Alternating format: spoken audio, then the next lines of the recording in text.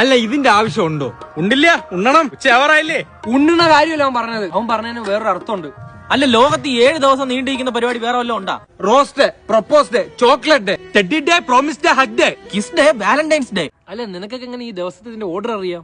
Insta തുറന്ന ഇപ്പൊ ഇത് മാത്രമല്ല ഉള്ളൂ. അത് മാത്രമല്ല, ഇൻസ്റ്റയുടെ അൽഗോറിതം നമ്മളെ ഫോഴ്സ് ചെയ്യിപ്പിക്കുകയാണ് പ്രണയിക്കാൻ. അത് മാത്രമല്ല, ഉല്ലാസ് പാർക്കിന് അങ്ങോട്ടൊന്നും പോവാൻ പോലും പോയി. കൊച്ചു കുട്ടികളാണ് അവിടെ. ആ കൊച്ചു കുട്ടികളെ കാര്യം അവിടെ നിൽക്കട്ടെ. നീ എന്തിനു ഉല്ലാസ് പാർക്കിൽ പോയി? ഒരല്പ സമാധാനത്തിനാണ് ഞാൻ അവിടെ പോയത്. അല്ല, എന്റെ ഒരു ഡൗട്ടാണ്, എന്തിനാണ് വാലന്റൈൻസ് ഡേ? അതല്ലേ അളിയാ, 7 ദിവസം കൊണ്ടേ നല്ല മണ്ണിളക്കി നല്ല കപ്പ നട്ടാണ്ടല്ല ഈ നീളത്തിന് കപ്പ ഇറങ്ങി വരും. ഈ നീളത്തിന് അല്ലെ, ഈ 7 ദിവസം കൊണ്ട് ഏത് കപ്പയുടെ ഇറങ്ങി വരുന്നത്? ബ്രസീലിയൻ കപ്പ സൂപ്പർ സാധനമാണ് കേട്ടോ.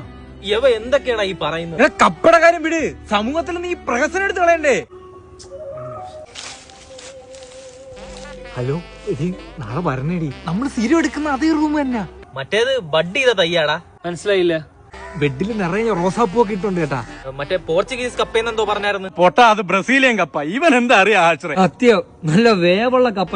എല്ലാം കൂടെ ചേർന്ന് നാളെ ഒരു ദിവസത്തിൽ അങ്ങ് ആക്കി ഞാൻ. ശരി ശരി. അല്ല, എന്തായി? റൂം റെഡിയായി. റൂമാ?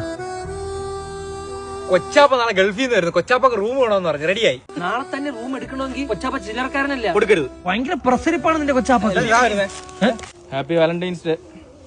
എടീ, ഞാൻ നാളെ നിനക്കൊരു സർപ്രൈസ് കൊണ്ടുവരുന്നുണ്ട്. ഞാൻ സൂര്യകാന്തി പൂ വെച്ചിട്ട് നിന്റെ പടം വരച്ചിട്ടുണ്ട്. പക്ഷെ വരച്ചു വന്നപ്പോ നെൽസൺ മണ്ടേലയായി.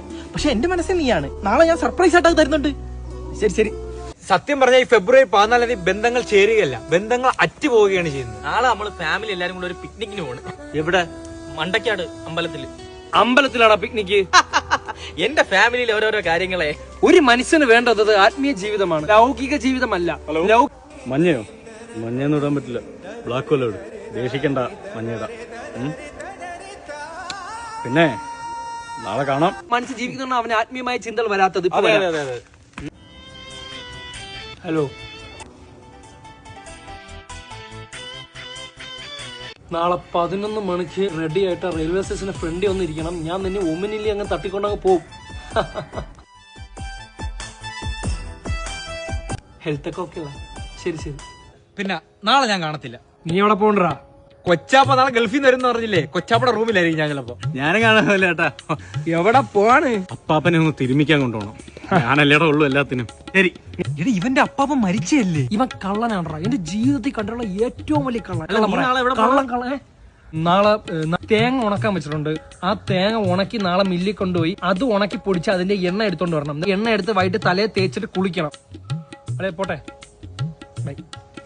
ഇവൻ കള്ളനാണ്ട്രാ.